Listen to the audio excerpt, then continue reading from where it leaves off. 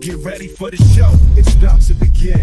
Pro fan talk when we dive right in. Sports talk, hot takes, ain't nothing we lack. We the real fans, nothing holding us back. Mic check, 1, 2, y'all know the drill. We bringing the energy, we keep it real. Touchdowns on liquid air on the slam dunks on the court. Every sport, every game, we holding down the fort. We breaking down the plays, dissecting the stats. Pro fan talk, we keeping it fat. Debating with passion, no filter, no doubt. We the voice of the fans, we scream and we shout.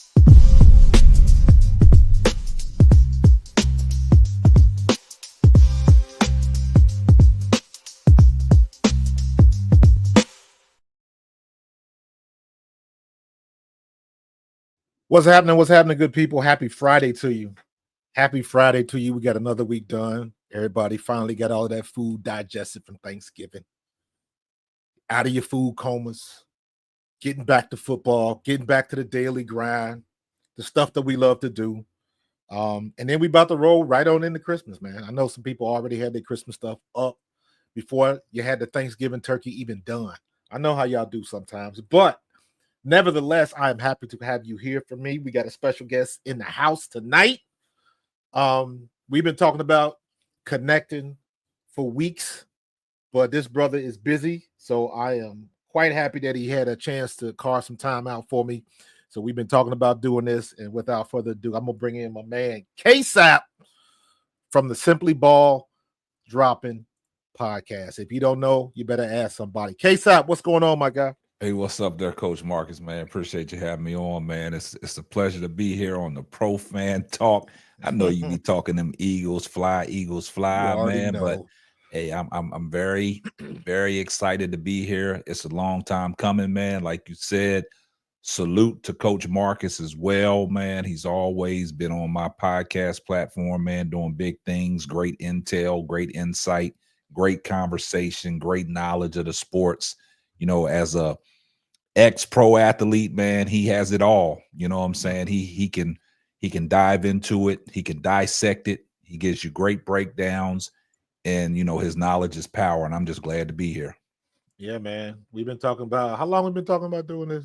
About 4 weeks now. Yeah, it's almost coming. Yeah, probably about a month or so. Yeah, it's been a minute. But it was funny because we kind of touched base because we do so much WNBA content, and then of course you said you wanted to talk some football stuff, so I was trying to make that happen.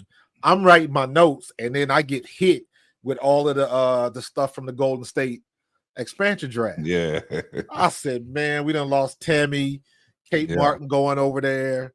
Yeah. What's the other girl? With the Zandosini. Yeah.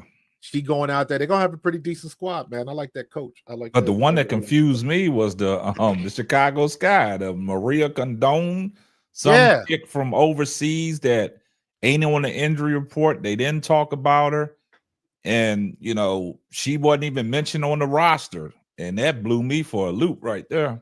I guess they saw something that they liked, man. Yeah. You know, I don't know. I'm still trying to figure out what happened to that chick from the young girl that got drafted by Atlanta out of Australia. Nardiu? Yeah, they no mention of her. No mention. She never came over. You didn't hear squat. Yeah. Which was odd, man. Yeah. So but Kate Martin, she's gonna be the face of the franchise. You think so? Yeah. Because you know, right after the draft, they interviewed her. Okay. Yeah, she was right there. They interviewed her. So they pumping her early, huh? Yes, indeedy. Averaging 2 points last year, but it's all good. I'm trying to decide.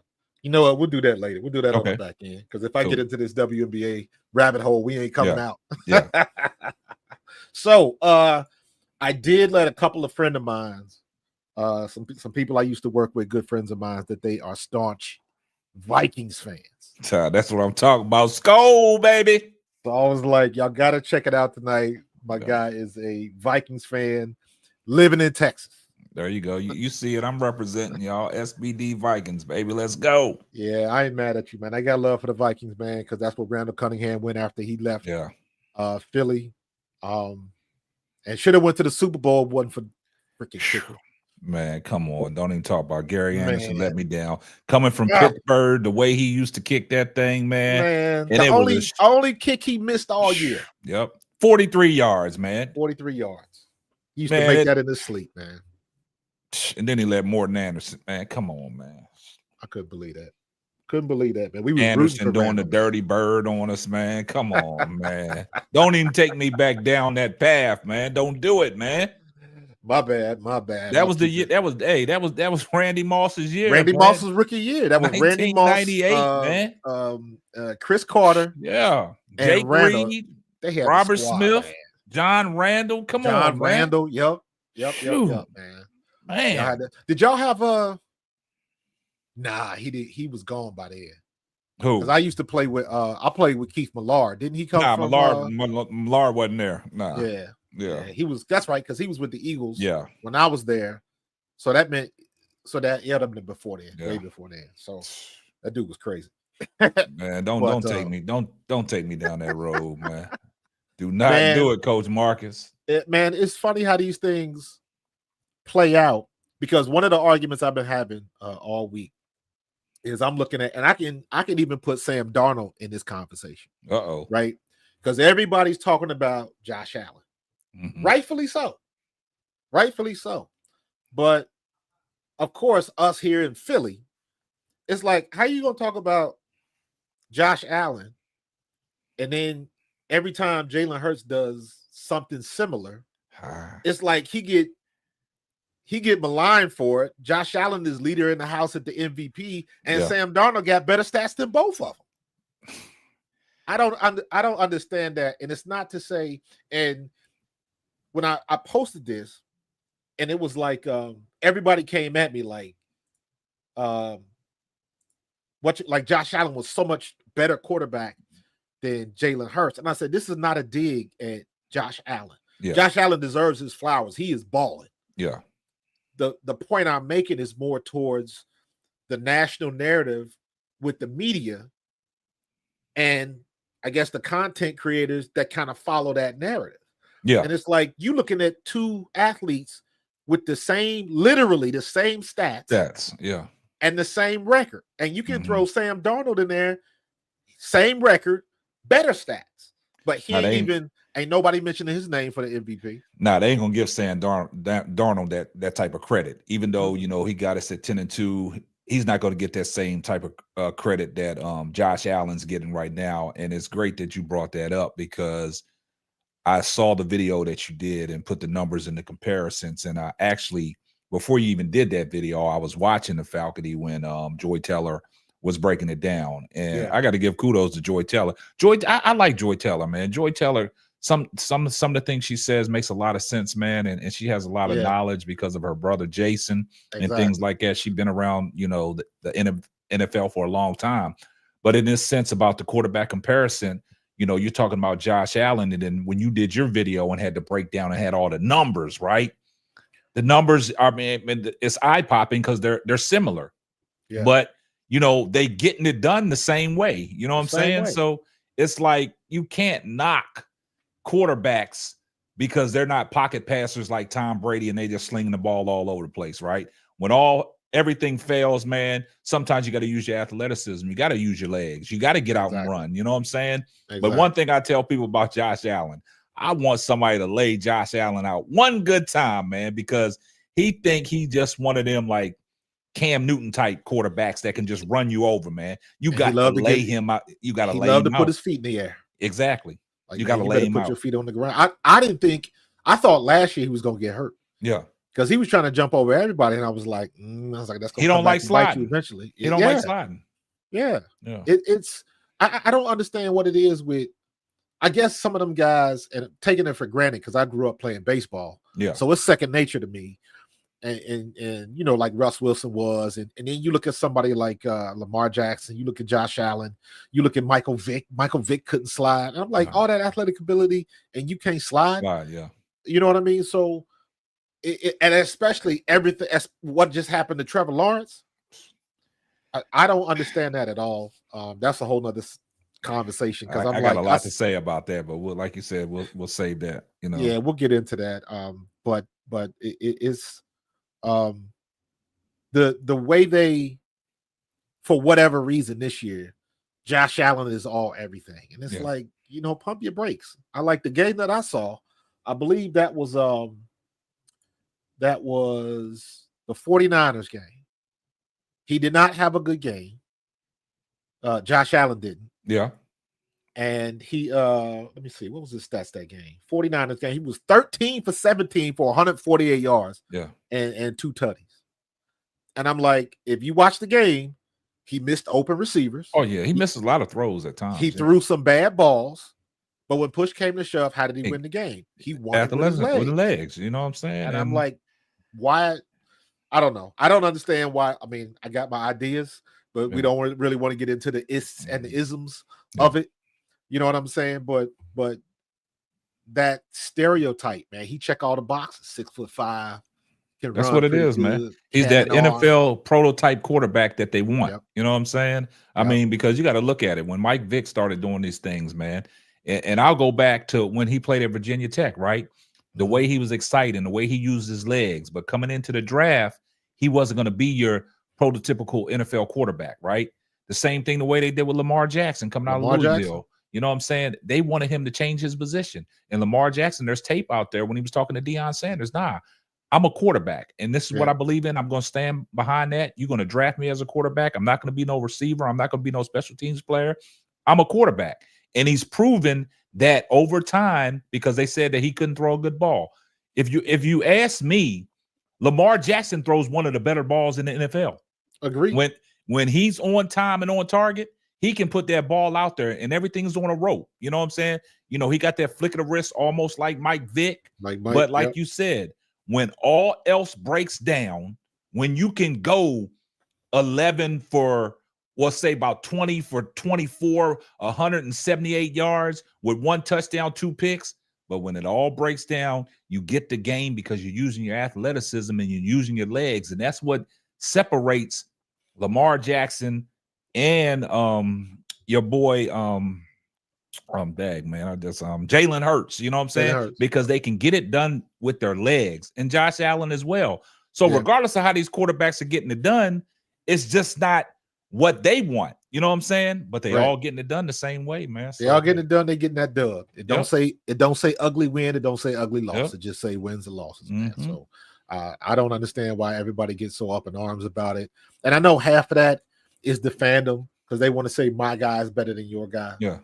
And like I said in my video, man, if you're gonna ask me who the best quarterback is in the league, the answer is yes. Whatever you think it is, yes. Fine. The answer is yes. Because there's nothing that I can show you that's gonna convince you otherwise. Yeah. Whether you watch tape or not, it doesn't matter. But at the end of the day, just like I said, when we talk hoops, man, it's like at the end of the day, they're gonna see each other on the field, and then you're gonna find out what's what. Yeah. Then it's not gonna matter who was ranked in the top power list or what have you. So all of that type of stuff is irrelevant in my estimation, but that's what people want to talk about. That's when they, this social media era, man, that made everybody soft. You can't criticize no more. Yeah. You can't be you can be a fan of your favorite player and still criticize them. Oh yeah.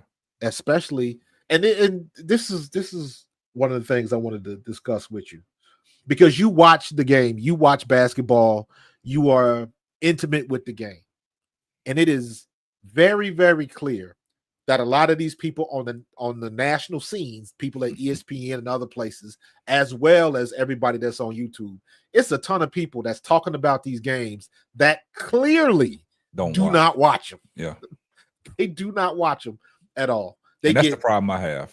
Yeah, man. They get I was watching Mike Quick. Mike Quick is our color guy with Merrill Reese. Number 82, Philadelphia. And they had I could call Mike a friend. I could call him and he would pick up the phone. Yeah. But they had, they were showing him in the booth with him and Merrill Reese. And there was a guy just shoving papers in front of him. And that's Mike knows the game. Oh, yeah, because he played. But that picture is like how I see a lot of these content creators and a lot of these people on ESPN and all these other channels now. You just got somebody shoving papers in front of their face with a bunch of numbers and analytics, and they read off of that and it makes them look like they know what they're talking about. But clearly they'll say something that's like, nah, dog, you didn't watch the game. Yeah. You didn't watch the game. Yeah. Gotcha. So, but normally in their production, like they got people feeding that through their earpiece too. And through their headphones. I remember back in the days I used to watch that story because I always wanted to be a sports center analyst, right? And they used to have them shows where people could come on and you try out for Sports Center.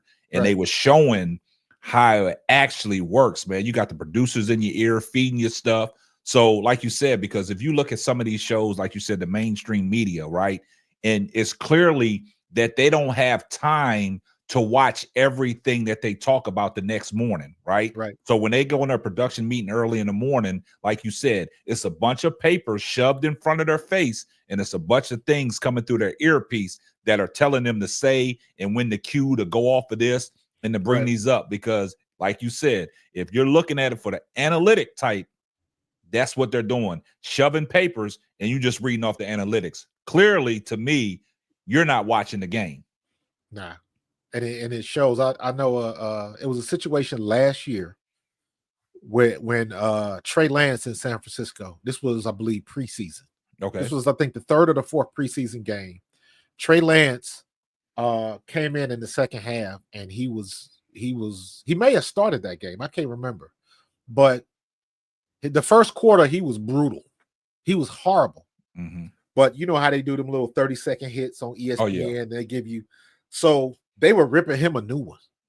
And I was like, wait a minute. They in the fourth quarter now. And he done brought the 49ers back. Scored the winning touchdown, but you still talking about what he did in the first quarter. So clearly you're not watching the game, even when it's an ESPN update. Yeah. Like y'all BSing. And that is the narrative that usually gets out and everybody rolls with it. Because then it filters down to sports talk radio. Mm-hmm. And then you start hearing the same stuff over and over again. Yeah. Like y'all all watch Sports Center in the morning. Mm-hmm. Joy Taylor said that on Speak. You're not coming up with anything different. They just regurgitating the same stuff, man. So I'm with you, bro. That stuff irks me, especially the way we take it here in Philly. Yeah. And it's like, you ain't coming like that with us. You better know what the hell you're talking about. Exactly. Because me personally, man, I watch the game within the game, man. I catch things that a lot of people don't catch. You know, I watch where the camera views go. I watch what they doing on the sideline. I want to see the interaction. I want to see certain plays that a lot of people don't, talk about. And I'll go back to me and my son be having this discussion. It was that first game when Baltimore played Kansas City. Mm-hmm. You know what I'm saying? And that illegal procedure where you got that, the tackle that's lined up in the backfield, right? Yep. They was missing the call on Kansas City on a lot of drives. Number 78 was getting away with a lot of it because he was in the backfield and they wasn't calling it, right? And, I'm sitting there like, they missed that call. They missed that call. So the next day on SportsCenter, I'm like, oh, y'all didn't want to talk about it that night, but the next day, now everybody want to talk about it because I'm sitting here pointing this stuff out, and I be telling my son, it's certain things that I see on that football field that is clear because I played the game. You know what I'm saying? And it's stuff that you got to know about. So when I'm looking, I'm saying to myself, okay, they missing that call. They missed that call. Just like the other night. I forgot what game it was. I think it was not the other night. It was a Sunday game. I think it was a Sunday night game where it was y'all's game against Baltimore. The tush push. The 1-yard touchdown. Yeah. Clearly they should have called false start. You guys are so low to the ground that the ref couldn't see it. Nope. You know what I'm saying? So that would have took the tush push out of there, and I think y'all would have settled for the field goal. But it's stuff that the refs miss, but I be clearly zoned in on, man. That's clearly a false start. And the replay showed it, and they just missed it. They just missed it. They just missed it because we talked about that here in Philly. We talked about that. We talked about because I think that's the one where Jalen fumbled the ball. Yeah, exactly. Exactly. Yep. He fumbled the ball, and then we also talked about all of the missed holding calls on Jalen Carter because Jalen Carter was ripping through that offensive line, and they had him hemmed up, holding but they call what they want to call. You can't tell me they missed all of them. Yeah. You ain't see all of those calls. You didn't see. Like, come on, man, stop playing. Y'all getting in the WNBA realm with y'all refs sometimes. Yeah. That's not a category you want to be in. You know what I'm saying? Hey, but and it happens every year. That goes back to the game we played on Sunday night, man, against who was we playing when we lost to the Lions, and then we lost to against the Rams. You remember Sam Darnold when we was backed up at the goal line? They missed the obvious face mask. Yeah. On Sam Darnold, the ref was standing right there. Right there. Yeah. And you can tell by the player's reaction that when he put his hand on his face, he knew that he was being flagged. Yep. But nope, they didn't call the flag, and that dimmed our chances. I'm not going to say we would have scored, but that would have gave us some more. It was still 1 minute and 44 seconds left. That would have put us at the 20-yard line. You still got Justin Jefferson out there. You still got my man out there. So anything could have happened, but at the same time, man, they call what they want to call. They do, man, and I hate that narrative when people say one penalty doesn't win or lose a game for you. And I'm like, yes and no. Yeah. No, it doesn't lose the game for you.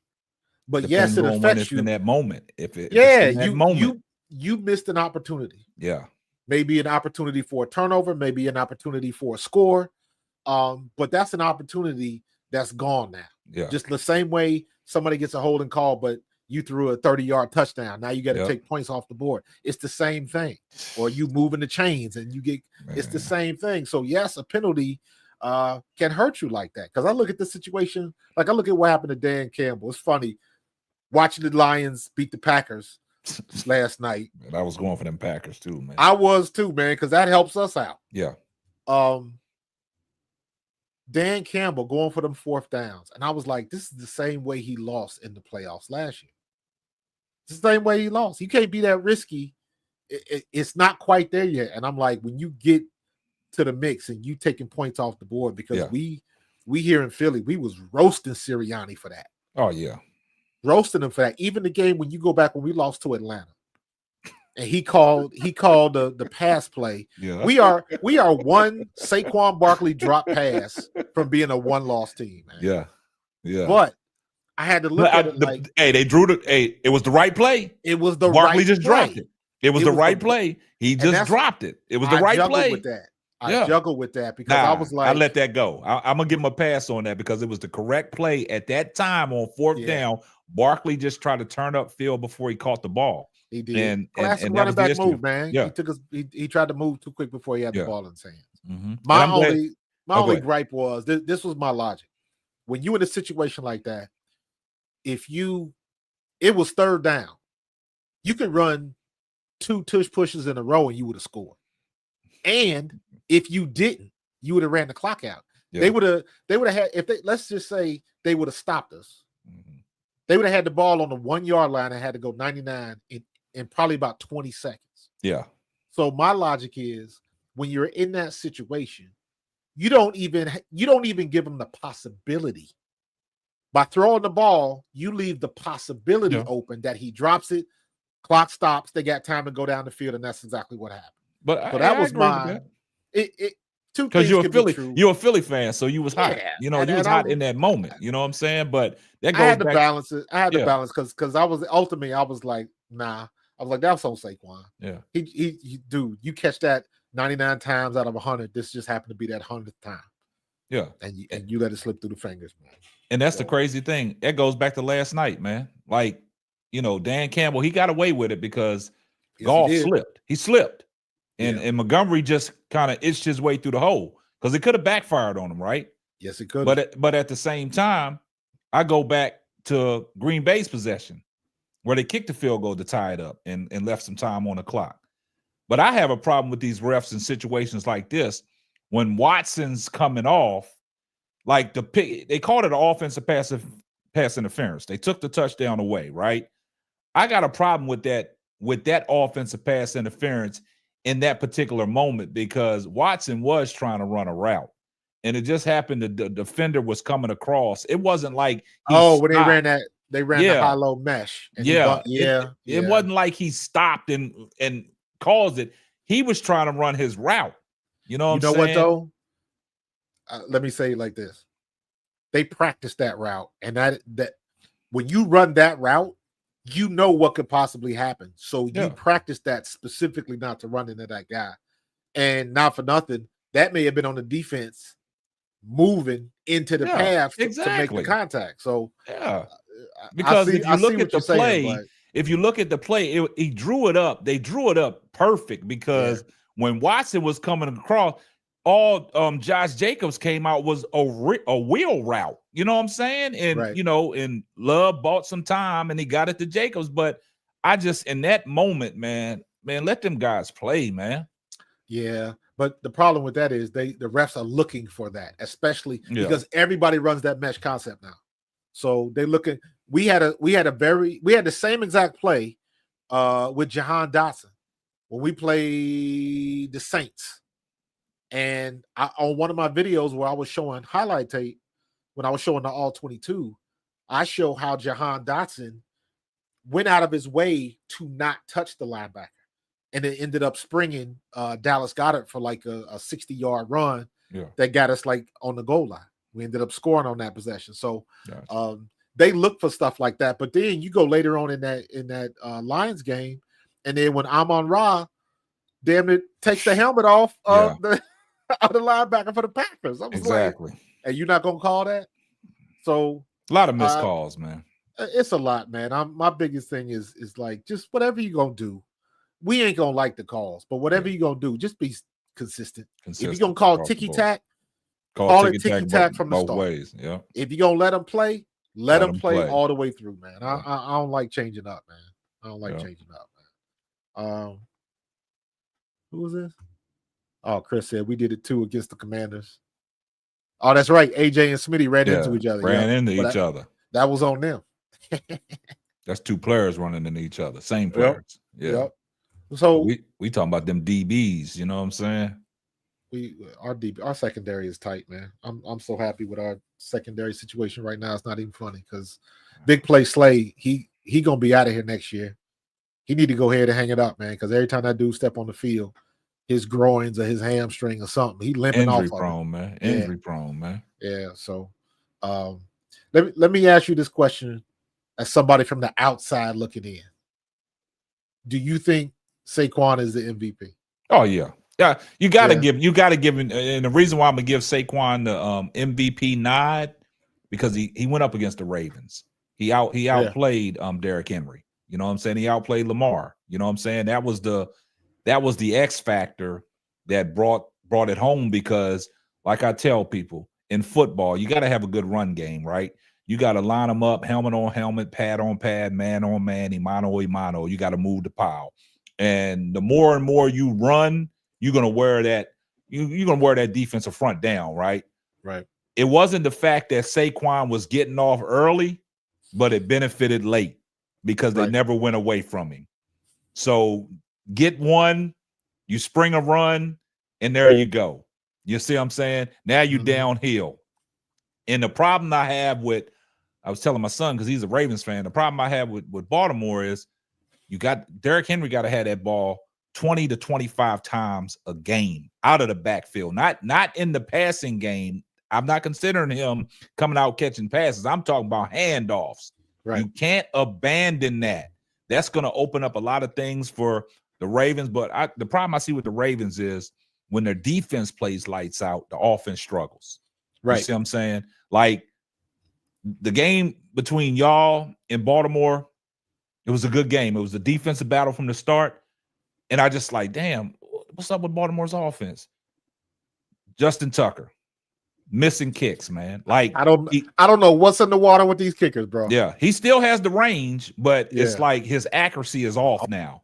He can still kick it from 55 and out, but his accuracy is off. And you go back and he left 7 points. He took 7 points off the board, missed two field goals and an extra point off the board. That's the game right there.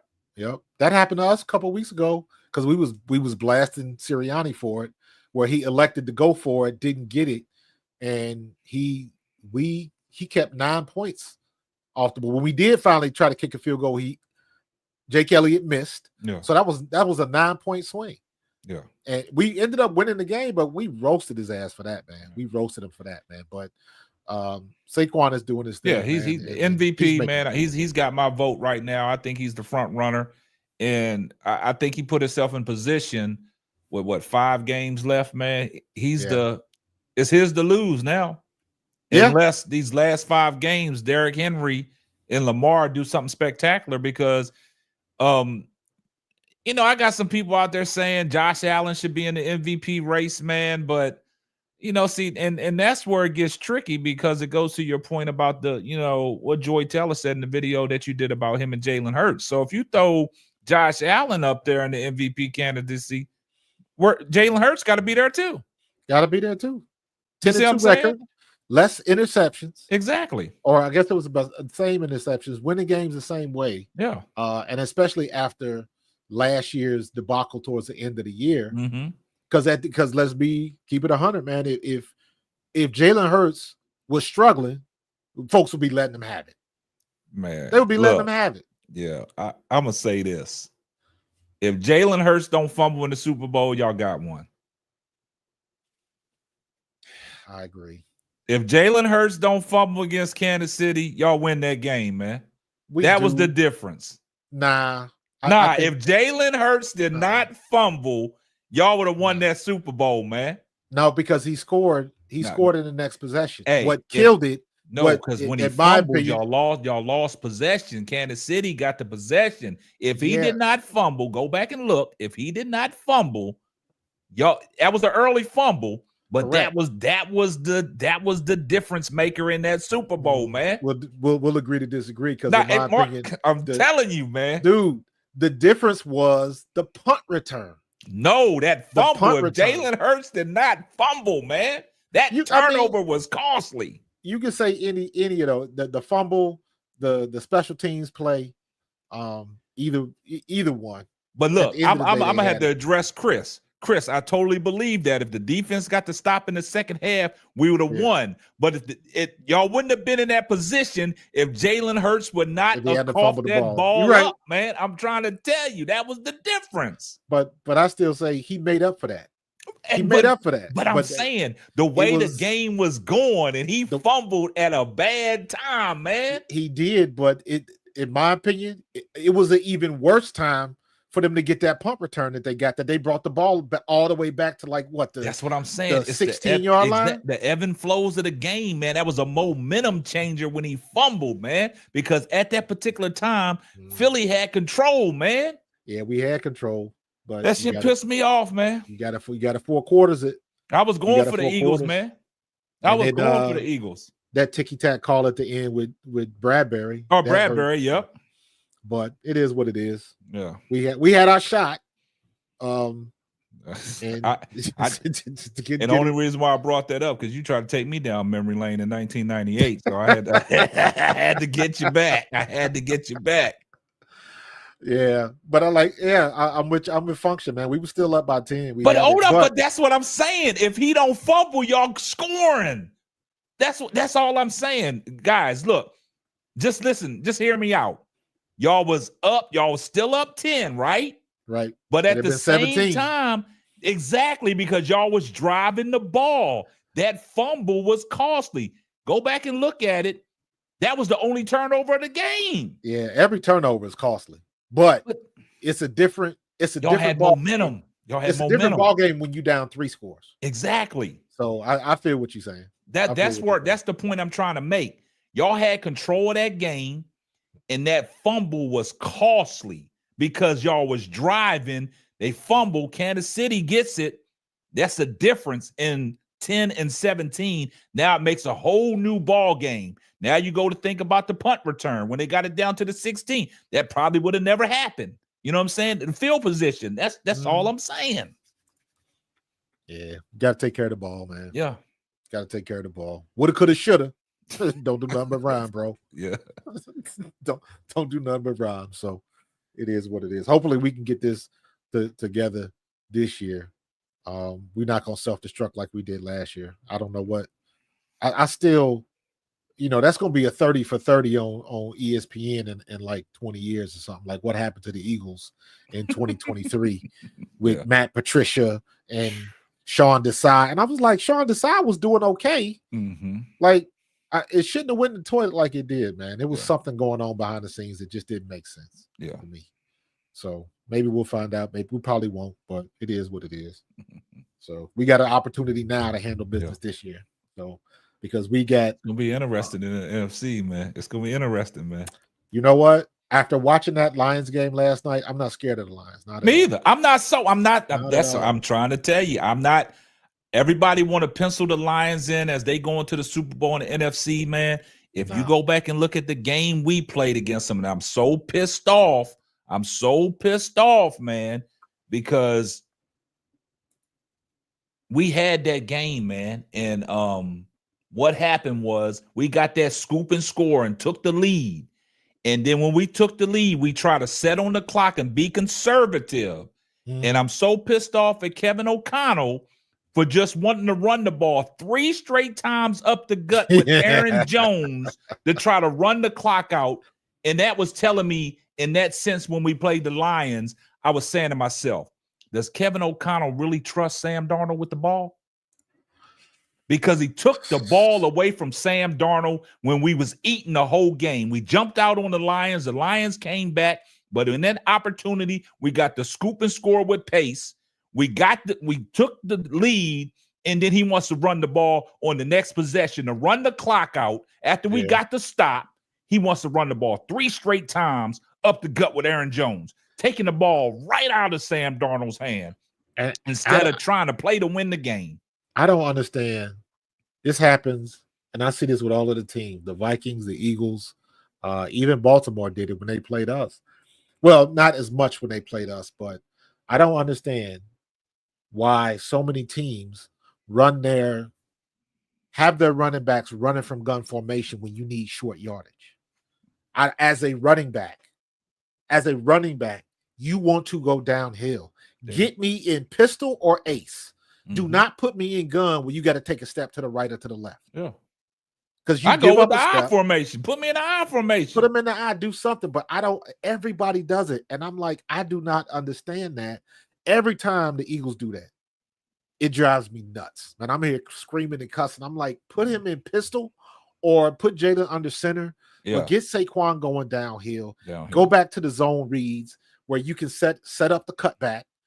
And just let running backs do what they do best. And for whatever reason, teams don't want to do that. We go back in gun formation. He takes that step to the right or to the left, and he goes straight up the gut, either the AB gap between the center and the guard. And it's like they waiting for that.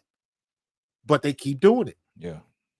So I don't know. Another thing that pisses me off, I hate when they run to the short side of the field, man. Especially outside to the outside. Short side of the field. And every time they run to the outside, it's always like they pitching it to the short side of the field.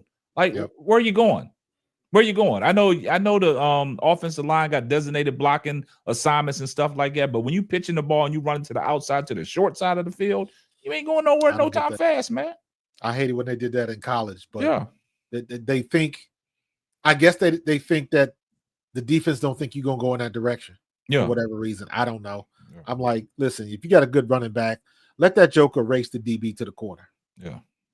They might catch him, they might not. But if he can hit that corner and turn it, at least you're getting positive yards, man. Hey, some of them DBs and them outside linebackers and them defensive ends, they just as fast as some of these running backs, man. So they just as fast, but DBs, most of the DBs, they making business decisions. They ain't trying to come up there. They ain't trying to come. I'm glad you took the words right out of my mouth. It's very seldom that you see DBs come up in the box and play the way they supposed to play. Like you said, they making business decisions.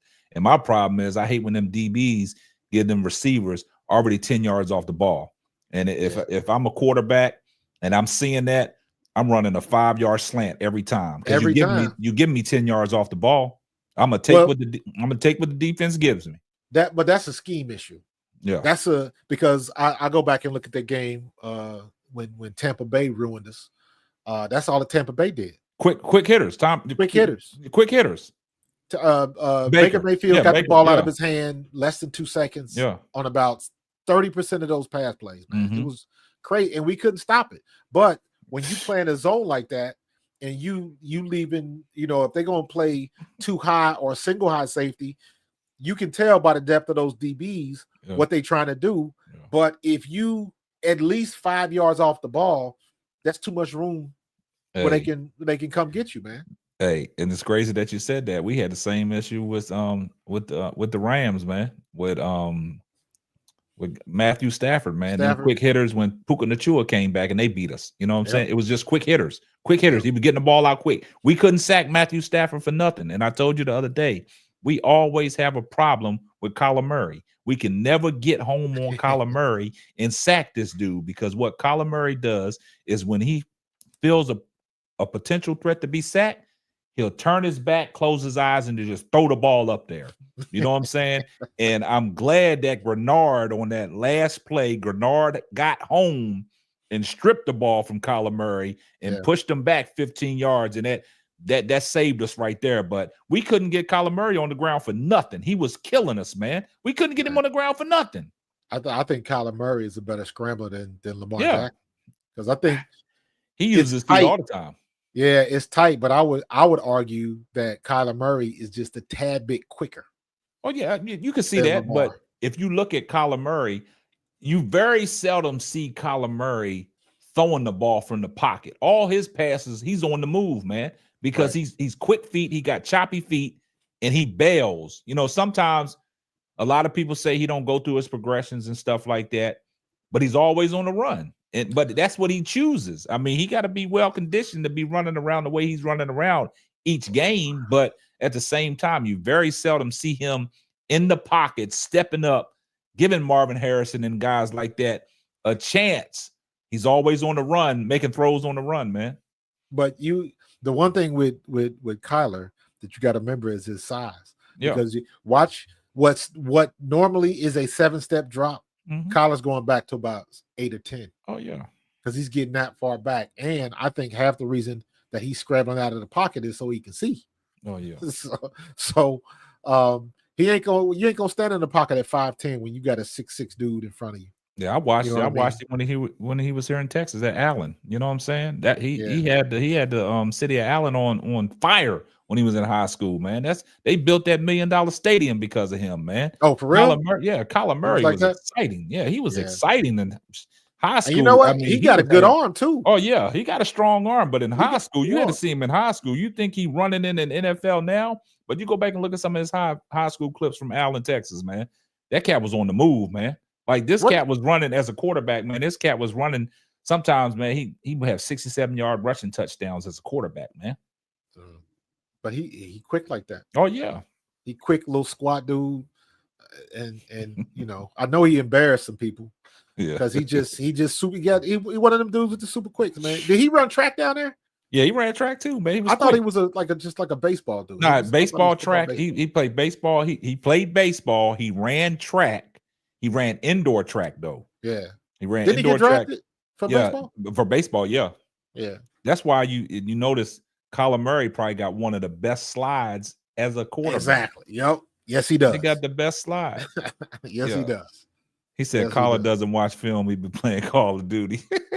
Man, that was the issue they had with Kyler Murray. You know what I'm saying? I remember when that came out. Yeah, he tried to debunk all that stuff, man. Kyler Murray wasn't paying attention to the critics out there. They try to write Kyler Murray off, man. They sure did. Yeah, they did him dirty with that one. They did him real dirty with that one. And I was like, really? I was like, some of the issues y'all having ain't on Kyle Murray. Yeah, y'all just trying to no, you can't do that.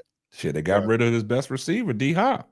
But then now you got Marvin Harrison in there, so they'll start making some noise. They came out gangbusters early in the season, but it kind of, slowed down. But they'll be all right. They'll be good, man. But I don't see them getting over that hump until they get a couple more pieces, man. Yeah. So, but I ain't worried about them. I'm worried about us. Worried about who y'all got this weekend? We got Atlanta. We got Kirk Cousins coming back. We got Kirk Cousins coming back, man.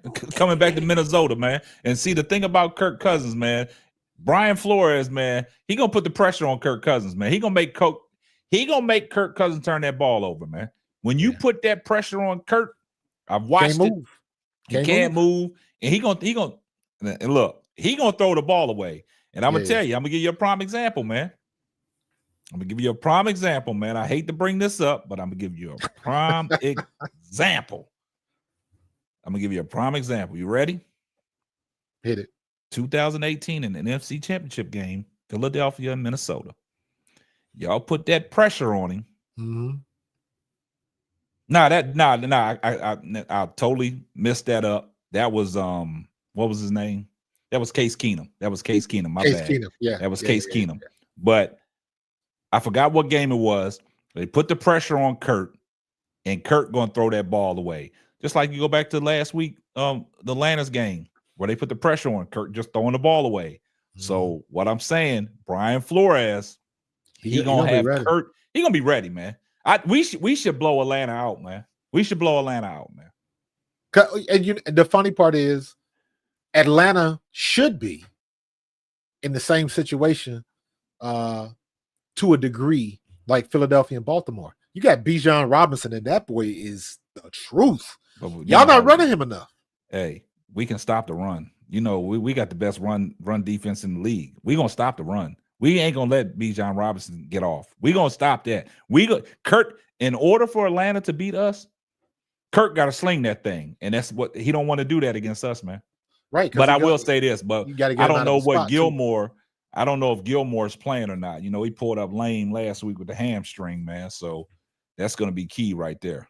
That's the biggest thing going into these last 5 games, man. It's not necessarily who's the best team. It's going to be who's the healthiest. Yeah.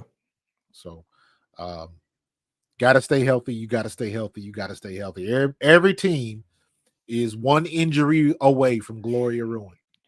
And if the wrong person get hurt, that's bad for business. Because I think that's what the Lions are going through right now. Because they had some more injuries. Man, they got all kinds of injuries, but still winning games, man. Still winning games. But I'm not penciling them in, man. Lions can be had, man. They can get got. They can be had. They can get got. Packers, yeah. I like Jordan Love, though, man. I like Jordan Love, man. Man, this is why I like Jordan Love. Because Jordan Love is the manifestation of what happens when you let a quarterback develop. Exactly. He got a little Aaron Rodgers in him, too. Absolutely. That is what happens when you let your quarterback develop. You give him 3 to 4 years. You let him take his lumps. He's going to screw up. And everybody got this, oatmeal quarterback. They just want to add water and stir. Yeah. And you can't do that. And I'm like, did y'all ever see Troy Aikman his rookie year? Did you see Peyton Manning his rookie year? They were garbage. Yeah. They were garbage. But it's something about them Green Bay quarterbacks, man. You got to look at the history, man. Look at the way Brett Favre was and Aaron Rodgers had to sit behind him, right? Yep. So Aaron Rodgers took some pieces from Brett Favre. Now you look at Jordan Love had to sit behind Aaron Rodgers. Yep. So all of them Green Bay quarterbacks, they all play similar, man. I mean, it's just the way that the gunslinger mentality, you know what I'm saying? But the thing that impresses me about Jordan Love, like you said, he was groomed. You know what I'm saying? He had a chance to develop. You just didn't throw him in the fire and, watch a casualty of war like they did with your boy Trey Lance. You know what I'm saying? I knew Trey Lance wasn't ready. You know what I'm saying? Yeah. But just like Justin Fields, I'm not sold on Justin Fields. He's not a quarterback, man. He's a scrambler, man. Put him in special packages and let him do some things, man. He's a Taysom Hill type player. You know what though? But this is what's funny about Justin Fields. Justin Fields was not a scrambler at Ohio State. He stayed in the pocket and got rid of the ball. He didn't start running until he got to Chicago. Come on, you talking about Ohio State quarterbacks. Come on now, Coach Marcus, man. Ohio State quarterbacks, I'm not sold on no Ohio State quarterback. Every Ohio State quarterback that's been in the league has been atrocious. Most of them. All of them. CJ gonna buck that trend. Nah, CJ got to show me a little more. He had a good rookie campaign, but the tape's out on him, right? He gonna but that's everybody gonna have their sophomore slump. Everybody, to your point, and this is something that people tend to forget these days. When they get tape on you, it's gonna go down. Same thing happened with Jaden Daniels. When the tape gets out on you, that's another hill you got to climb to get over that, because everybody knows your tendencies, everybody knows what your tells are, all of that type of stuff. And it's another lump that he got to take, and he'll get out of it. Okay, let me ask you this question. Why was it that the greatest college quarterback that we've ever seen in Vince Young, he came in his rookie year, did some great things. That next year they had the tape on him, fans start booing him. He goes in the house, want to get a gun, run down the street. So why come he couldn't recover? That's a personality issue. I just thought Vince Young was never, NFL type, quarterback. College, he was great, right? But I just didn't see that he could transition to the NFL. I mean, he had a great rookie campaign, but that second year when the tape was out on him, he started realizing that I can't just get out and run because these linebackers and these defensive ends are just as fast as me, and I can't turn that corner like I did in college. And I can't be, holding the ball as long as I did in college because these linebackers and these defensive ends and these defensive tackles, they know how to get home. And that's what happened to Vince Young. The pressure got on him that second year. The tape was out on him, and he crumbled. Here's the problem with that. And this is where I will say this is where coaching matters. That, to me, that's on the coach. Because coaches know this is a copycat league. And once you get the tape out, it's up to the coach to make the adjustments. Because now everybody knows what's coming. Once you get a year on film, everybody's going back and you looking at those games where you had your worst games, and that's how you develop your game plan. Mm-hmm. This is what he struggles with, and this is what we're going to throw at him. Look at what Tampa Bay did to us. They kept blitzing and all of that kind of stuff. And guess what? From that Tampa Bay game till now, we done made the right adjustments on offense. We done made the right adjustments on defense. For whatever reason, Vince Young didn't get that. He didn't get that. So I'm looking at, in a situation like that, that's a personality issue. Because to me, Vince Young, that's a situation where you got somebody that don't know how to lose. And you see a lot of that nowadays, especially now with social media. Now you got kids doing everything they see on TV and on YouTube. Yeah. And you got 10-year-old kids coming out, getting in people's faces and all the stuff they see on TV. And it's like, you got to learn how to lose. Yeah. And a lot of these guys don't know how to lose or take their lumps. Mm-hmm. And mentally, they can't take it. That just what was the other dude in Cleveland? Johnny he used to Manziel. do this all the time. Johnny Manziel. Then he came out and he finally admitted he ain't never studied tape. Nope. Always partying and drinking. Always partying. But you know what? I guarantee you, there was they had to get it. They had to all sit at a round table, and they had to have a meeting before they drafted Johnny Manziel. And I know there was a scout in there that had been down to watch him when he was in college, and they had that report on him. Yeah. But somebody said, that's who I want. Yeah. Because you can't say they didn't do their homework. Yeah.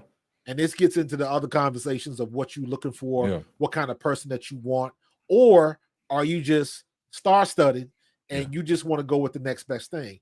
And that's why Howie Roseman, the GM in Philadelphia, and not for nothing, I don't know how much people talk about him outside of Philadelphia, but the guy they call Big Dom, the big Italian dude that's on the sideline. Yeah, and he's the security guy, right? Yeah. He's a coach now. They elevated him. Elevated him to a coach. Okay. Yeah. But he's the guy that goes around and does the investigations and stuff like that. Okay. He's the guy that went down there and found out what the real deal was with Jalen Carter. That's why we drafted him. Yeah. Well, I mean, it's always good to have them scouts in your program like that to evaluate the talent. And I'm glad that you brought that point up about having a roundtable discussion on drafting Johnny Manziel, right? And I think that's why Stetson Bennett from Georgia is not in the league. I know he was an older guy, but he didn't bolt out well coming into the draft. And later on that week, man, he got arrested here in Dallas for public intoxication. You know what I'm saying? So, I didn't know that. Drinking and all that. And I'll go back to Vince Young. And the problem I had with Vince Young never played under center. If you watch throughout his college career, he was in the shotgun. You know what I'm saying? So, like you said, it's up to the coach to make that adjustment. But Vince Young could never play from under center. You know what I'm saying? Yeah. Everything had to be from the shotgun formation. Now that, that nullifies that run game, because like you said, you running stuff from the shotgun formation, man. Come on, give me ace, give me pistol, give me the I formation. Tennessee never did that because he was always in shotgun formation. In that second year, the tape was out on him. They saw what his tendencies was, and they saw what his deficiencies was. And them defensive coaches, they brought the heat on Vince. He just crumbled. But this is what happens when you get these coaches in the league. They want to put a square peg in a round hole.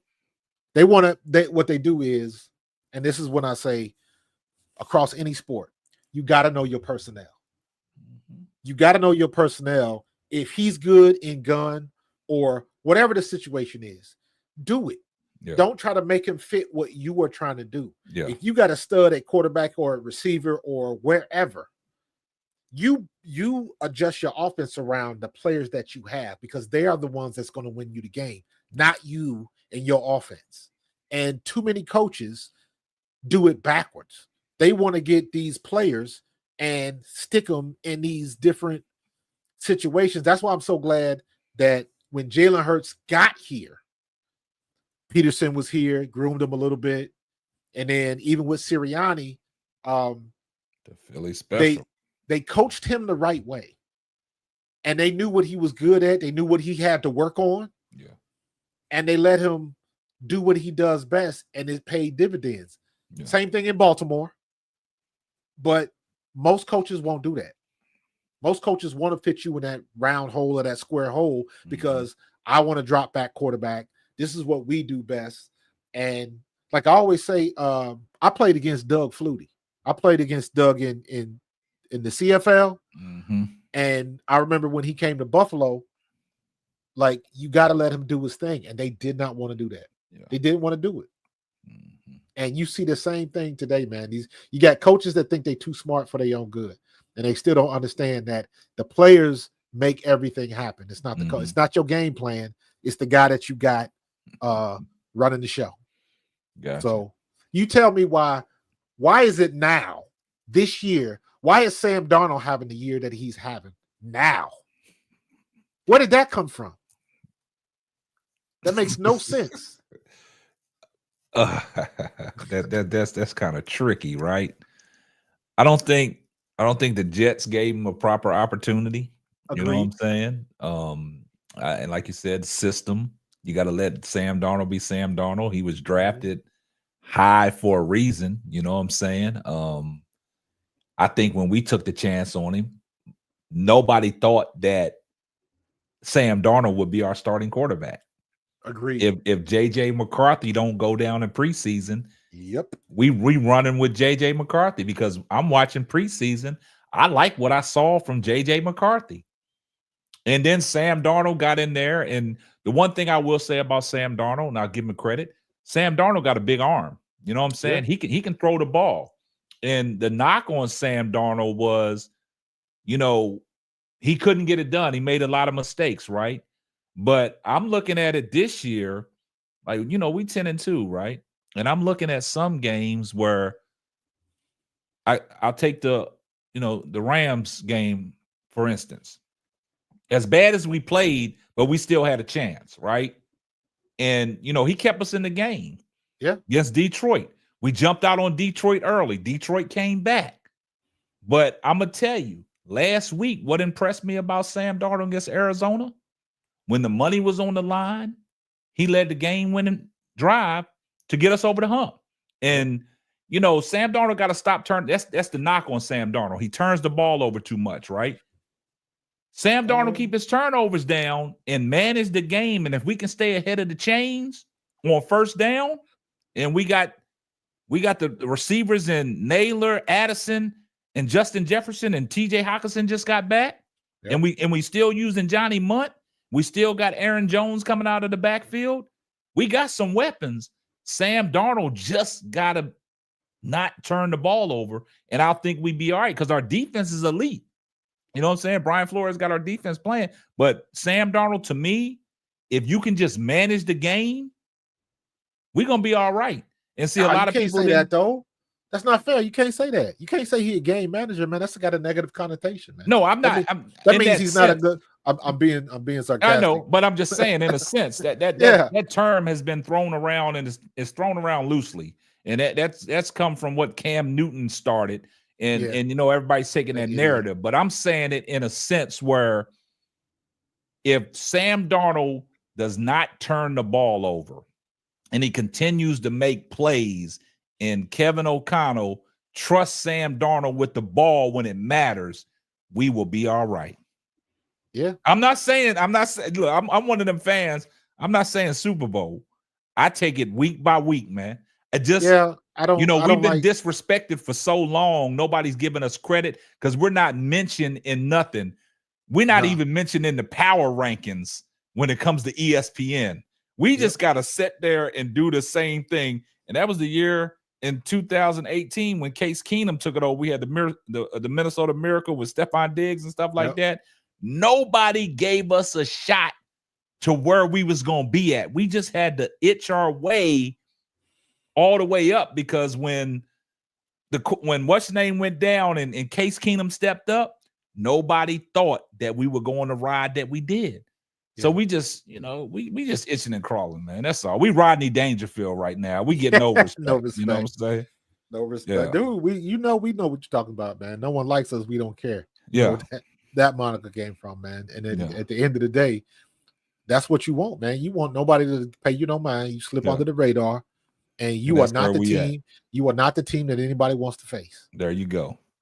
That's how they got to look at it, man. And as far as Sam Darnold, man, the point I was trying to get through with Sam is, once again, coaching matters. Now you got weapons. Yeah. Now you got a defense. You didn't have those in New York. They believe in Sam Darnold too. Yeah. Sam is confident because the team believes in him and the coaching staff believes in him. And when you got your star wide receiver believing in you, it matters. And all it takes for that to happen is you got to have somebody in there that's competent, that can put the ball where it's supposed to be and let people do what they have to do. It is not complicated, man. You get the ball to your playmakers, let them make plays. Yeah. Period. And Sam can use his feet too. He can get out. Nobody talks about that though. Yeah. Nobody talks about that. It only now we going into the isms and stuff again, but they only want to talk about that with Lamar and Russ and Jalen, and they only want to talk about that with the black quarterbacks. And it's like, Josh will run, Sam will run, and Sam can light you up. So, it's interesting, man, how I look at it like that, especially with him coming from New York. And I love all the stuff that New York is going through because they shouldn't have fired Robert Saleh. Yeah. And, that was in my opinion, Aaron Rodgers thing, man. In my opinion, Aaron Rodgers is a dick. Yeah. And I don't say that too often, but he's a dick. Yeah. And I'm pissed off at Devontae Adams for wanting to go there, man. Exactly. Devontae Adams could be helping one of these contenders out, but you wanted to go with your main man, Aaron Rodgers. You got what you got. Yeah. You get the grass might be greener, but it still got to be mowed. Yeah. Mm-hmm. You know what I'm saying? And that's just taking the maturation out of Garrett Wilson, man. You know what I'm saying? You got a star receiver in Garrett Wilson. Now you bring in Devontae Adams in the mix, man. Starting his growth. There you go. Here's the funny part, though. Here's the funny part. Looking at Aaron Rodgers, was Zach Wilson that bad? Zach Wilson was better. Was Zach Wilson that bad? Zach Wilson was better. If you look at the way the season is going for New York, I agree. I'd have kept Zach Wilson in there. I'd have kept Zach Wilson because he was immature. And I'm like, for whatever reason, in this era of football, people acting like this stuff has never happened before. Yeah. And I'm like, are you kidding me? Yeah. Like, this is par for the course. There's always going to be a rookie that nobody's heard of, and you're going to say, oh, why? How did he get skipped? Yeah. Like a Brock Purdy. Yeah. There's always going to be somebody that's going to act like an asshole. Yeah. That San Francisco system's crashed. Now we know who the real Brock Purdy is. You know what? I ain't got no problem with Brock Purdy. I ain't Brock got no Purdy, problem with him, but he's a systematic quarterback, man. And when that exactly. system is broke, Yeah, he got to have Brock Purdy is getting the criticism that everybody's trying to throw on Jalen Hurts. yeah, You can only function if you got Debo, CMC, yep, and if everybody's healthy and everybody's playing. yep. They ran You know what I CMC mean? into So, the ground, man, and oh and my you God, I see felt so what's bad going for on, him. yeah. And see the bad thing. I'm glad that you talked about the quarterback issue, and I go back to the Cleveland Browns. I go back to what Oh they my did God. when they brought Watson back, right? Deshaun, yeah, They should have never. Hey, Jacoby Brissett should have still been that quarterback, man. should have still He been that quarterback. Still been that quarterback. I know if money purposes and stuff is business. Y'all gave him all that money, but he just came back and he just destroyed y'all's franchise once again. Now y'all trying to pick up from scratch. Now y'all got Jabbo in there. Jabbo, he's probably one of the best quoted quarterbacks and post-game interviews that you want to see. That's who you want to see. You want to see Jameis Wilson. Yeah. I just thank the guy that I could play in snow. You know what I'm saying? Yeah. Oh my God. You wasn't thanking the guy when you stole them damn crabs out of that grocery store. Then he said, I'm praying he delivered me from all these interceptions. You know what I'm saying? Yeah. I'm like, man, that ain't the guy, that ain't the Lord's fault. Yeah. You throwing in double coverage, man. That ain't his fault. Yeah. But he wants the Lord to deliver him from him, though. So hey, man. You got it. Jameis Winston has got to be the most bipolar quarterback I've ever seen, dude. That guy's funny, man. He's funny. How did he throw for 500 something yards? 500 yards. Because you threw two pick sixes. That's how. There you go. It's when he threw the picks. You know, when he threw the pick six, then it's always time in possession when you do that, man. And in that moment, it kills you, man. Chris, you know what though? Watson didn't rob the Browns. The Browns robbed the Browns because the Browns should have known good and damn well not to sign Deshaun Watson. Exactly. Not to that type of money. You should have left that problem somewhere else. And you in Cleveland, for God's sake. Yeah. Now you got one of the baddest dudes on defense, and it's all for Myles naught. Garrett. Yep, for nothing. Myles Garrett is killing folks. Yeah. And it's all for naught. And then, you know, we laughing at Jameis Winston, but what would have happened if Jameis would have been starting the whole year? Exactly. I think they would have rallied around. I think they would have rallied around Jabbo. It would have been the same situation as Geno Smith in Seattle. Hey, they try to write me off. I didn't write back. I didn't write back. Yeah. Line of the year. Yeah, Myles Garrett, man, he a beast, man. It's just unfortunate, man, but stuck in that situation.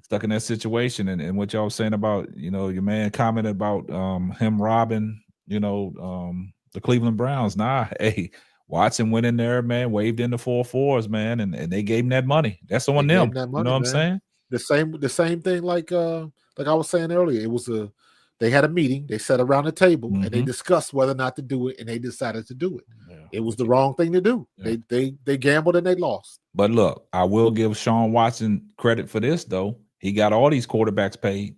All of them. He got them all paid. Yeah, so you can't blame. You got to give Watson kudos for that. You can't blame him. And you can't say that he robbed the organization. The organization was willing to give him that money. And that set the bar for all these quarterbacks. You see how Lamar was holding out because he wanted Deshaun Watson money. His mother finally got that. Well, he negotiated his own contract. He finally got it. Now you see him with these quarterbacks getting. You see what Dak got. Dak not worth it. He robbed the Cowboys. And that goes back to the sense that, you know, Jerry Jones he paid Dak the money at the last minute, paid CeeDee Lamb money at the last minute. But you tell me Jerry Jones couldn't find $10 million to sign Derrick Henry? Man, that's crock shit right there. Derrick Henry told you he wanted to play down in Dallas. I never knew he was from Texas. Yeah, he's down here working out, man. He's down here working out, man. And he was just putting that precedent out there that, hey, I want to play with the Cowboys. You know what I'm saying? And you tell me Jerry Jones threw all that money at all that BS away at CeeDee Lamb and Dak Prescott. But you tell me you couldn't find the $10 million that the Baltimore Ravens is paying? You tell me you couldn't find that? Anything when it comes to anything that got RB associated with, you know, the Dallas Cowboys, Jerry ain't giving nobody no money. Dallas will never be successful, unfortunately, until Jerry passes away. Yeah, exactly. It's unfortunate, but that's what it is, man. It's weird because his son, who's going to take it over, is way older than Jerry was when Jerry got the team. They just need to sell that whole franchise, man. He running it into the ground, man. Yeah. But hey, Jerry liked the circus, so Yeah. you know he get what he get. Yeah. He get what he get, man. But you got anything else you want to go over, man? We've been rocking and rolling for about an hour 10, bro. Yeah, about an hour and 10, man. You know, and that's the crazy thing about these lives, man. It's like, man, you say to yourself you want to keep it to a time limit, man. Nah. But man, you look up, man, you already an hour, you already 2 hours in, you 3 hours in, man. It's crazy, man. And I told my people, man, y'all can't keep me around for no 4 hours no more, man. Listen, man, hold on, because the other night when I was on your live, man, we was on there for about 5 hours, man. I logged off and logged back on. We still on there. I went upstairs. I'm in the bed looking at my phone, and I was like, I know these jokers still ain't live. They had me still on there, man.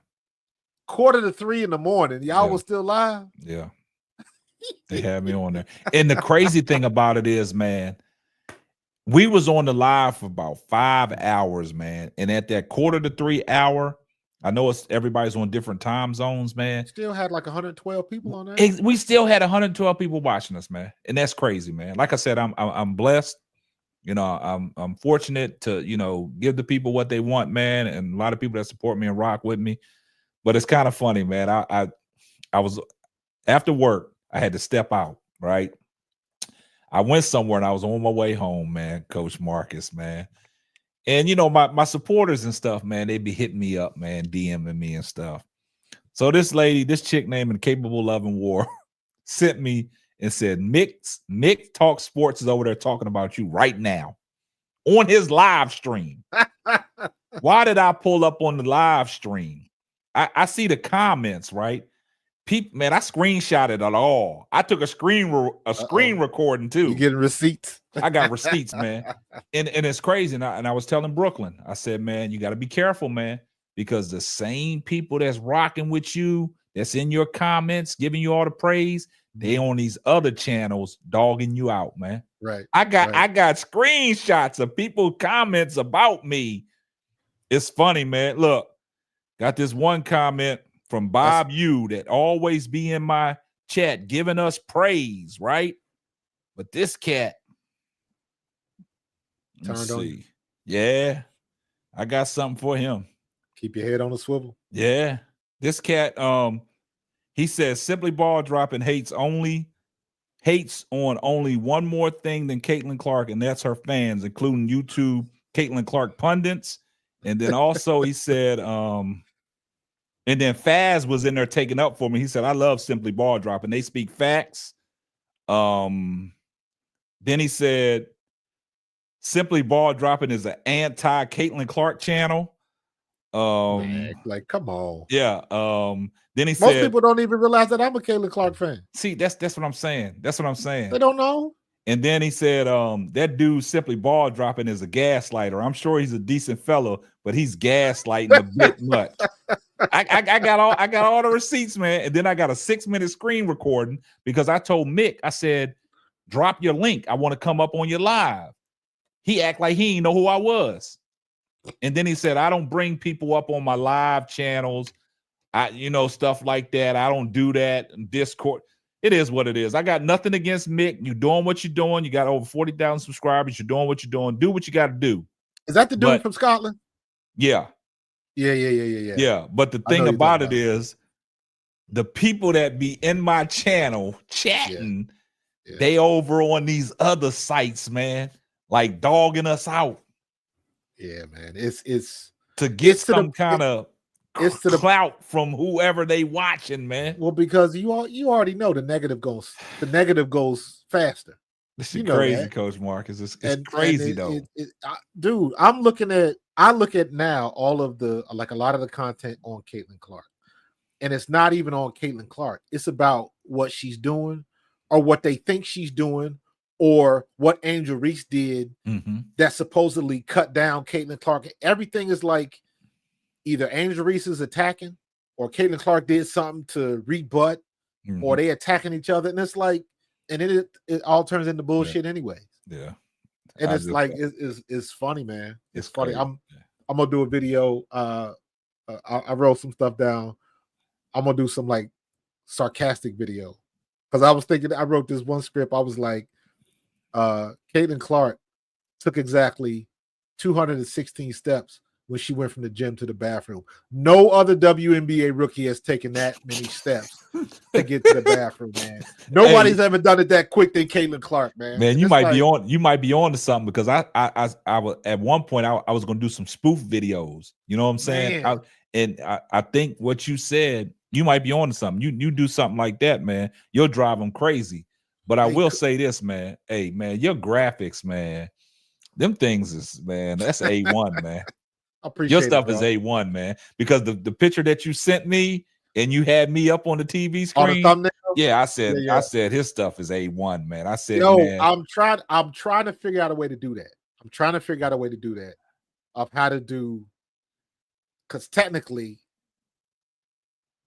I want to be able to do it live, but you would be on the television. You would be on the TV. Yeah, I thought that's how it was gonna be. I was like, okay, I was trying to figure out a way to do it. I'm almost there, but your graphics, man. I got to give you that, Coach Markus. They A1, man. Because the way that your TV is turned, but it's like that's a real TV. It's in perspective. Yeah, in perspective. You know what I'm saying? Just like when I first saw it, man, I saw the people in the background. I'm like, man, he got people. I said, and then I had to think. I was like, hold up, he in that OBS studio. He knows something about graphics, man. Well, that's a whole nother. This is like, I messed around with Unreal Engine. Unreal Engine is phenomenal. I know nothing about it. Unreal Engine. How old is your son? 16. Oh, so did he ever play Fortnite? Oh yeah, he play Fortnite all the time. Unreal Engine, and they're playing it right now. Unreal Engine is the game engine that created Fortnite. I know nothing about it. I know nothing about Fortnite. So it's basically Unreal Engine can create some incredible graphics, but it is complicated. Is that what you do though? Is it you sometimes graphic design or something? Yeah, I do graphic design and multimedia. I work for a classic car company, bro. Okay. We make wow, man. Right. They make it's called American Auto Wire. We make wiring kits for classic cars. So if you got a 69 Camaro and you want to get it running, you got the wiring. The wiring kit is like the nervous system. Connect the lights, connect the ignition, the trunk lights, all that type of stuff. That's the wiring system. Okay. But if you want your 69 the Camaro to be exactly like it was in 69, you need one type of wiring kit. Okay. If you want it to have modern AC, sunroof, new navigation system, that stuff didn't exist in 69. So you got to have a different type of wiring kit. My company makes both of them, but we service the car industry. What I do is this is a male dominated industry. Yeah. Right.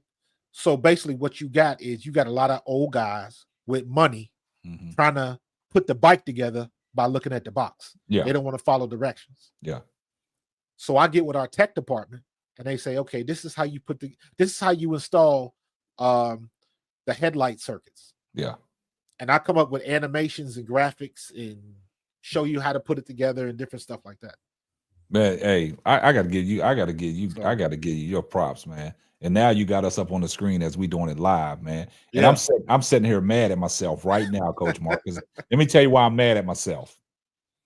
The whole time I'm sitting here looking at stream this to your audience, and I never clicked it. Oh, you mean up in the top corner? You know what? I meant to ask you that question, dude, and I just didn't.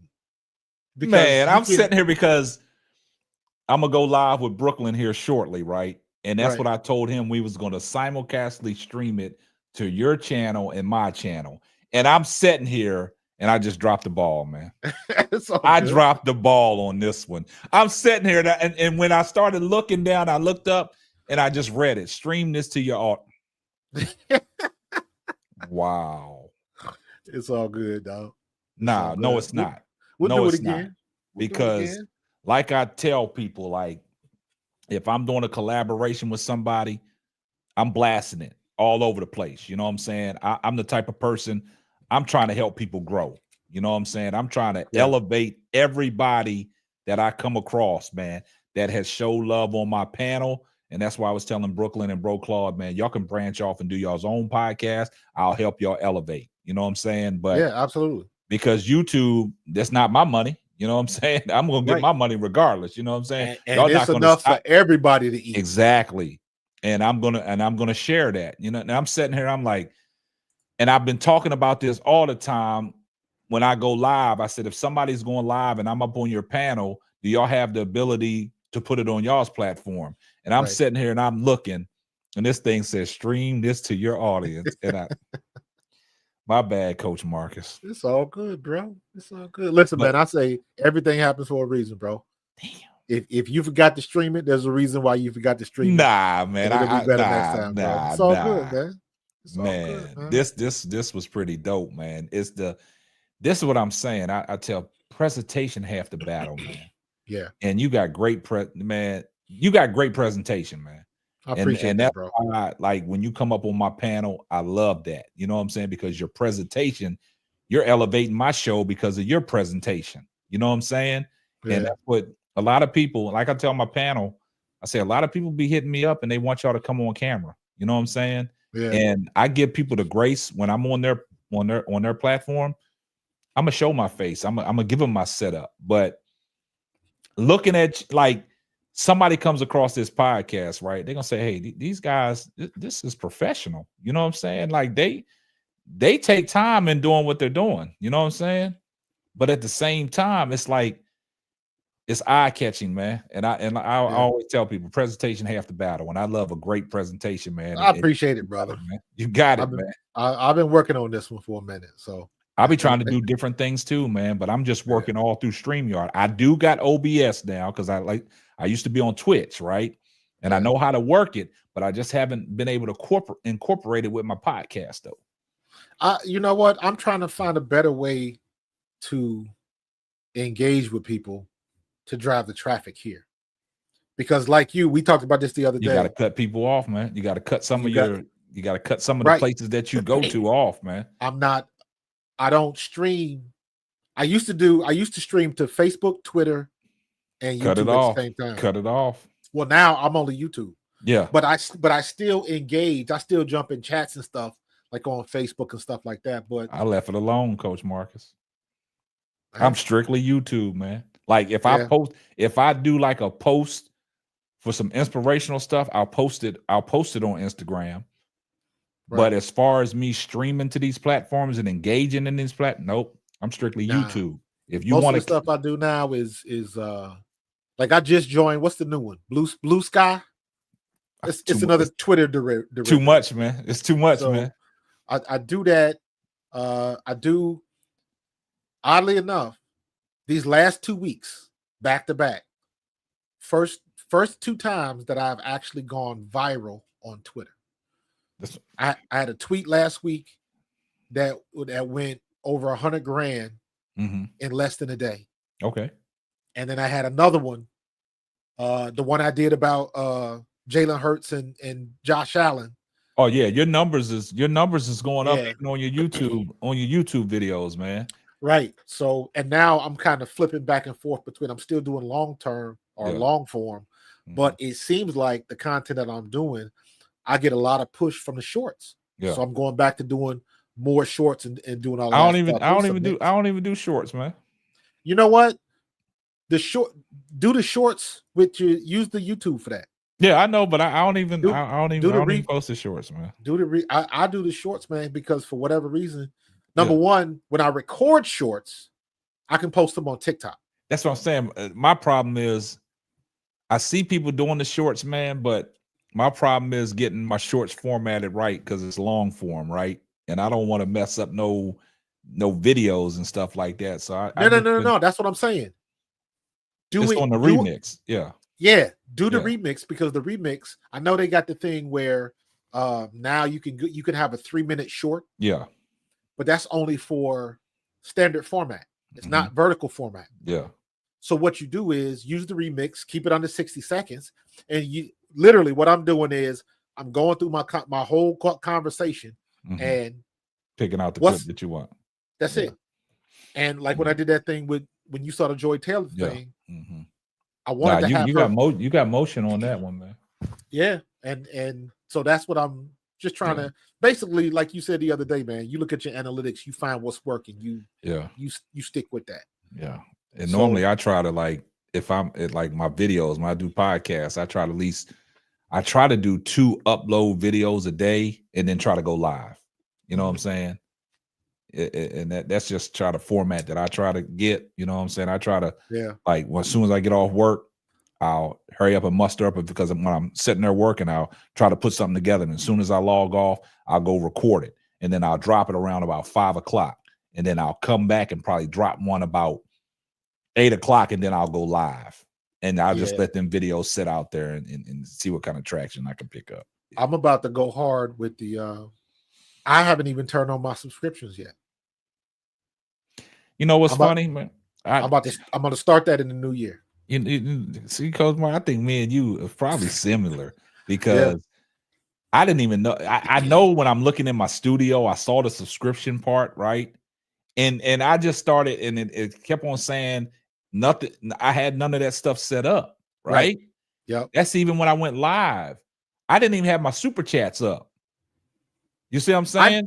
I just started super chats not too long ago. That's what I'm saying. So I had to set all that stuff up when I started coming on live with this WNBA content. I was like, okay, this is how they getting these super chats. I had to activate all that. See, I was just going off. I was missing stuff. You were just going. Going. But you didn't know what you didn't know. Exactly. So I activated the super chats. Yeah. And then it had the subscription part. I activate. Man, I got over 40 subscribers, man. See, I haven't even paid done that subscribers, yet. man. That's what I gotta flip that switch. I got 40 paid subscribers, man. I probably got more than that, because if you notice, I know you've been in some live streams where somebody a gift out 5 subscriptions to the channel. Yeah. Okay, and you know they get special perks. Sense. You know what I'm saying? So I didn't realize that's what that was. Yeah, so they get special perks. You can do special videos just for people that are subscribing to your channel. That are just the paid subscriptions. I just read that the other day, because I saw the notification that came up. To your point, you still haven't turned this on. And I was like, I got to do that. So man, I set mine up probably about a month and a half ago. About a month and a half ago, and I said, man, I started getting them green things in the chat. I'm like, I said, okay, them subscriptions, okay, people paying that $4.99 a month. See, said, okay, let's get it. I got to I got to flip that switch. I'm gonna give you a prime example before I let you go. KSAPP, when his mafiathon, right? Yes. He had 600,000. So I thought he had 700. No. He had, this is the numbers that he put out there. It might have been more, but he had, because they asked him on an interview, he got 600,000 paid subscriptions at $5.99 a month. Do the math on that. Yeah, that's a whole lot of hamburgers, bro. That's over $3 million a month. A month. That's what I'm saying. That's what I'm saying. All subscriptions, man. So Coach Markus, man, get on the good foot, man. I gotta flip the switch, man. I'm still trying to figure out, I'm still trying to work on how to get the numbers. Like right now, we sitting at like maybe 10, 12 people. That'll come in time, man. Yeah, I've had 2 times where my numbers jumped. And both times, it was the one time I remember specifically watching the Olympics. I live streamed. I didn't plan it. It was totally impromptu. And you went on there. Totally off the cuff. And I turned it on, and I probably had over 500 people streaming live for the finals of the 100-meter finals. That's what I'm saying. Like that impromptu I did the other day in the car. I didn't realize 100 and some people going to be watching. Yeah. You know what I'm saying? It was just impromptu. But going live, man, that'll come in time. Numbers are coming time, because I started the same way when I first did my live. I'm like, dang, I got one person watching. I was excited for that. I didn't know who was watching, but I had one person watching. I was excited. But in time, it'll pick up, man. You just got to go live more often. You know what? I did 1 week. This was about a month and a half ago. I went live every day during the week. Oh, okay. Every day. So I try to do that once a month now. Just 1 week, every day you're going to do live. Yeah. Gotcha. So You can get your content from that. Yeah. You make the shorts. Yeah. I use Opus clips and all of that type of stuff. No, I'll be on it. I'll be saying it. Yeah, I'll be man. getting them notifications 3 o'clock in the morning. You know, I told you that. Yep. He ragging on me because I come down 2 o'clock in the morning. Hey, man. hey, this is Ripping on me, YouTube, dog. man. You gotta do what you gotta do, man. You gotta do what you gotta do, bro. You gotta get it out there. That's what I tell people. If you're not uploading, then what you doing? Exactly. You gotta throw something out there. You throw enough mud on the wall, it's gonna stick. It's gonna stick, bro. It only takes that one, man. But yeah, hey, tell you what, man. Let me know.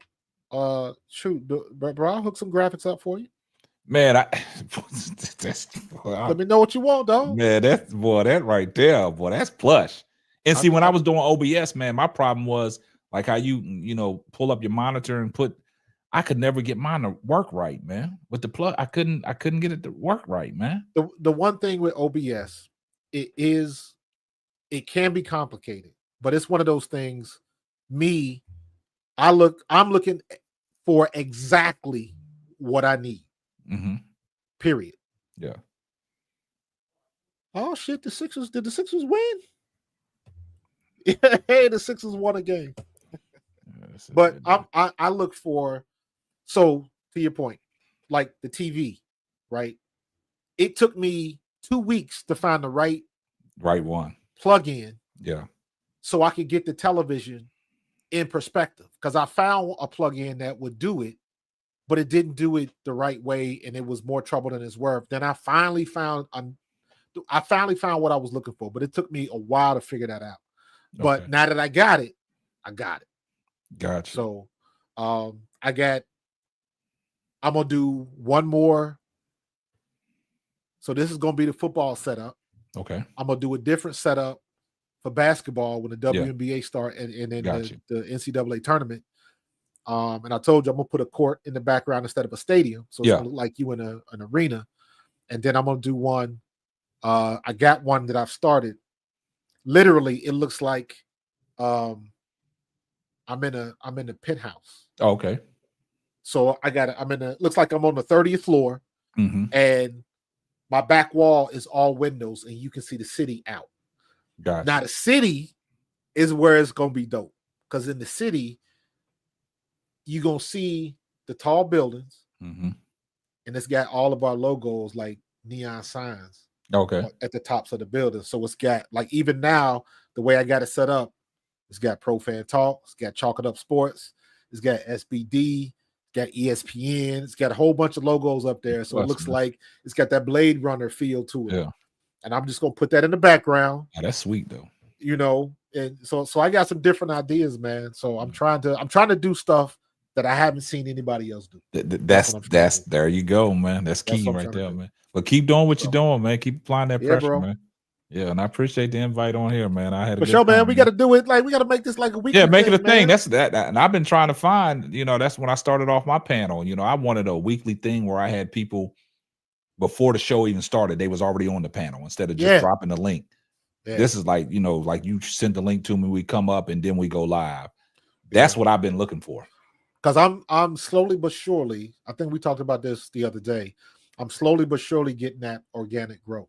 Yeah, there you go. Because like a lot of these guys in there, you see the wrench. Yeah, that means these guys been rocking with me for a while. Yeah, you got to get them wrenches out, man. You got to get them wrenches out. Bring them women and get them wrenches, man. Because you're almost over 5,000 now, man. Come on. I'm trying to do that. I'm trying. You know what? I am on Discord now, and I'm trying to build an audience on Discord.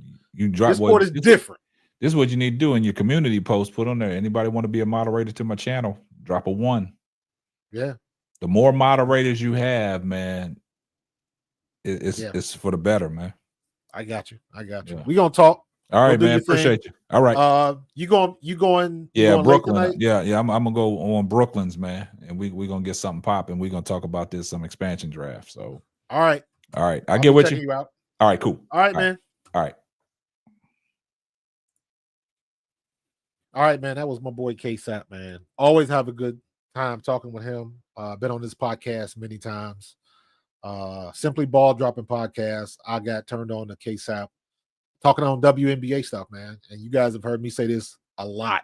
I am a former NFL running back, and for some reason, my WNBA content just went through the roof. So still doing basketball, still doing WNBA, still doing the NCAA women's basketball. I don't even watch the men anymore. I watch strictly NCAA women's, man, and they getting it done. So I am in South New Jersey, right across the bridge from Philadelphia. So all you South New Jerseyans, if you ain't watching Notre Dame and Hannah Hidalgo, Haddonfield's own Hannah Hidalgo, you better ask somebody, man, because that girl is getting it done. Notre Dame is the team to beat. Y'all spending too much time watching Juju Watkins and Paige Beckers. You know, Hannah Hidalgo, Notre Dame. That girl is the truth.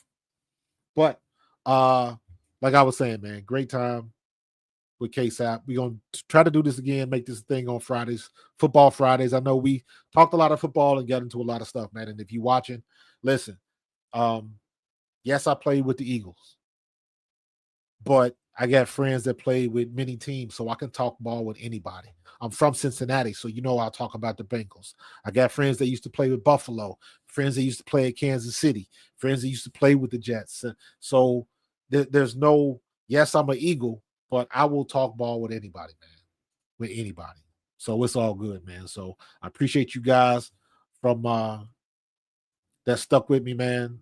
Chris, great benefactor. I see you in there. I appreciate you. Cody K, as usual, bro. Function, man. I gotta give you a thing, bro. Hold on for a second.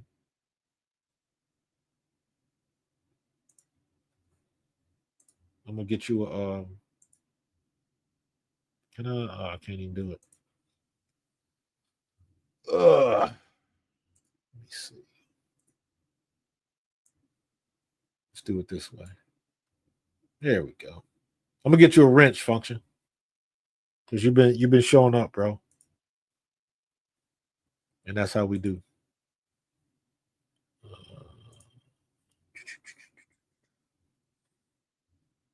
They still talking about the expansion draft in the WNBA. The Valkyries snatching up everybody. There we go. All right, Function, where you at?